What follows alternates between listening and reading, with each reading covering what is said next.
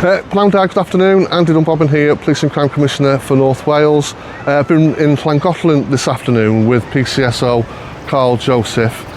Carl, really well known in the community, very well regarded, and the retailers, independent shops were saying how much they value Carl's support there in supporting them with things like antisocial behaviour, which we've encountered quite a bit of that during the visit today.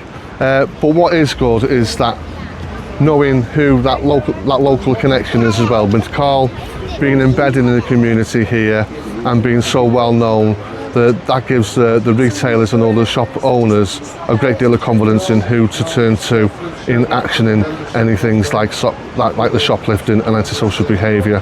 But as you can see, it's been a really gorgeous day here in Llangollen. We've just been walking alongside the River Dee here, meeting up and talking to quite a number of visitors to the area, as well as some locals as well. So thoroughly enjoyable afternoon. Diolch yn fawr.